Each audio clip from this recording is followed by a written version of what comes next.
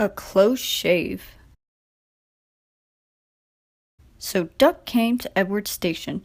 "It's not fair," he complained. "Diesel has made the Fat Controller, and all the engines think I'm horrid." Edward smiled.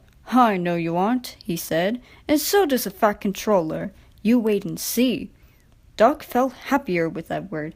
He helped him with his trucks and coaches, and sometimes helped foreign engines by pushing their trains up the hill. But Gordon, Henry, and James never spoke to him at all. One day he pushed behind a goods train and helped it to the top. "Peep, peep, goodbye," he called, and rolled gently over the crossing to the other line. Duck loved coasting down the hill, running easily with the wind whistling past. He hummed a little tune.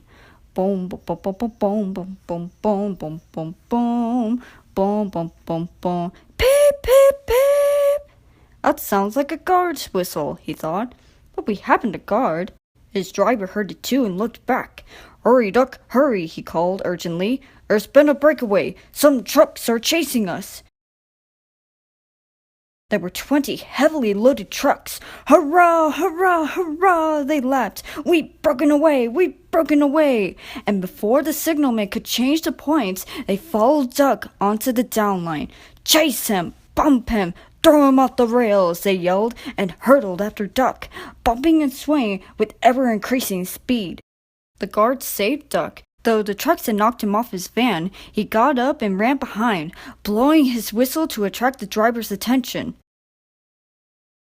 "Now what?" asked the fireman. "As fast as we can," said the driver grimly. "Then they'll catch us gradually." They raced through Edward's station, whistling fiercely, but the trucks caught them with a shuddering jar. The fireman climbed back, and the van brakes came on with a scream. Braking carefully, the driver was gaining control. "Another clear mile will do it," he said. They swept round the bend. "Oh, glory! Look at that!" A passenger train was just pulling out on their line from the station ahead. The driver leapt to his reverser. "Hard over, full steam, whistle. It's up to you now, Duck," he said. Duck put every ounce of weight and steam against the trucks. They felt his strength. On, they yelled, but Duck was holding them now. "I must stop them, I must." The station came nearer and nearer. The last coach cleared the platform.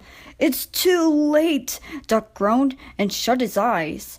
He felt a sudden swerve and slid, shuddering and groaning along a siding. A barber had set up a shop in a wooden shed in the yard. He was shaving a customer. There was a sliding, groaning crash, and part of the wall caved in. The customer jumped nervously, but the barber held him down. "It's only an engine," he said calmly, and went on lathering. "Beg pardon, sir," gasped Duck. "Excuse my intrusion." "No, I won't," said the barber crossly. "You frighten my customers and spoil my new paint. I'll teach you." And he lathered Duck's face all over. Poor Duck. They were pulling the trucks away when the Fat Controller arrived. The barber was telling the workmen what he thought. "I do not like engines pumping through my walls," he fumed. "They disturb my customers." "I appreciate your feelings," said the Fat Controller, "and will gladly repair the damage. But you must know that this engine and its crew have prevented a serious accident. You and many others might have been badly hurt." Fat Controller paused impressively. "It was a very close, shave," he said. "Oh," said the barber. "Oh, excuse me." He ran into his shop, fetched a basin of water, and washed Duck's face. "I'm sorry, Duck," he said. "I didn't know you were being a brave engine." "That's all right, sir," said Duck. "I didn't know that either." "You were very brave indeed," said the Fat Controller kindly. "I'm proud of you. I shall tell City of Truro about you next time he comes." "Oh, sir!" Duck felt happier than he had been for weeks. "And now," said the Fat Controller, "when you are properly mended, you are coming home." "Home, sir? Do you mean the yard?" Of course.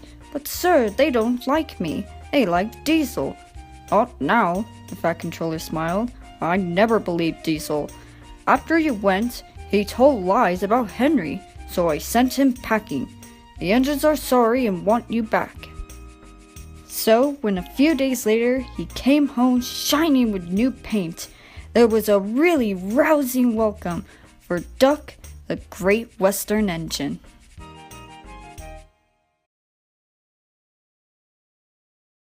Stop recording, please. Stop recording. Stop recording. Stop recording. Hurry, Duck, hurry, he called. He called urgently. The guard saved Duck. Though the trucks had knocked him off his van, he got up and ran. He got up, not got off. He's already off the break. He's already off the train. I shall tell City of Truro about your next time. About your next time. Yo, that escalated really fast. A fireman climbed back, and the pans? Brake van is not a pan. That'd be interesting, though. Anybody want to illustrate that?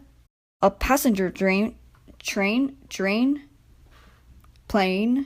drain, fountain. That might be something. I think I'll try the salary.